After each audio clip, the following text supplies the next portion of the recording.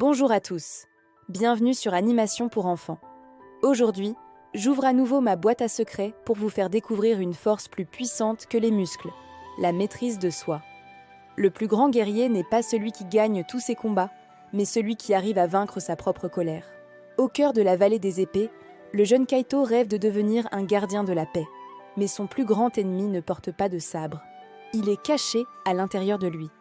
Vous allez découvrir que vos émotions ne sont pas des monstres à enfermer, mais des énergies à piloter. Prêt pour le voyage ?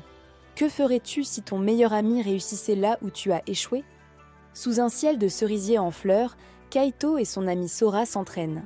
Sora, agile et précis, atteint la cible magique du premier coup. Le maître l'applaudit. Kaito, lui, rate son tir. Une chaleur désagréable monte en lui. C'est la jalousie.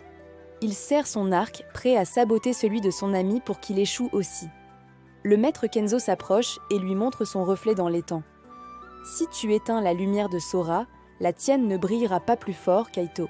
En respirant calmement, Kaito comprend que le succès de l'un n'est pas la défaite de l'autre. Il choisit d'apprendre plutôt que de détruire. Quelques jours plus tard, alors que Kaito pensait avoir fait le plus dur, le destin décida de tester sa patience d'une manière bien plus brutale. Peux-tu rester de glace quand on cherche volontairement à te blesser ? Kaito descend vers le village à travers la forêt des bambous bleus. Soudain, un groupe de moqueurs barre le chemin et renverse son panier de baies rares. Kaito sent son cœur battre dans ses tempes. Ses yeux deviennent électriques. La colère veut exploser. Il se souvient de la cascade du temple. Il utilise la technique de la source calme. Il visualise l'eau fraîche éteignant son feu intérieur. Il compte jusqu'à 10. En ne réagissant pas à leurs provocations, il gagne le combat sans lever le petit doigt.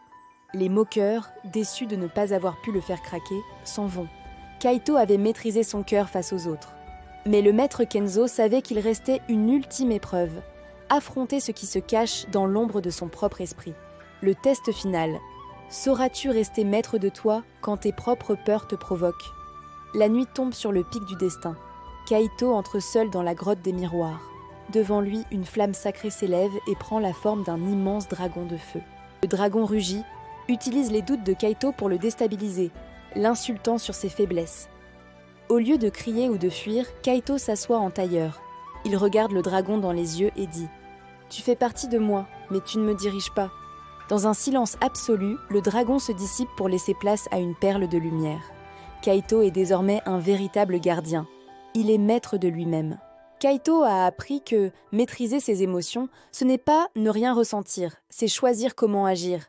Et toi, quel petit dragon vas-tu apprivoiser aujourd'hui ? Si cette aventure manga t'a inspiré, laisse un like, abonne-toi et active la cloche pour rejoindre notre communauté. Découvre aussi l'histoire de Clara et Amine pour continuer ton voyage. À bientôt dans ma boîte à secrets.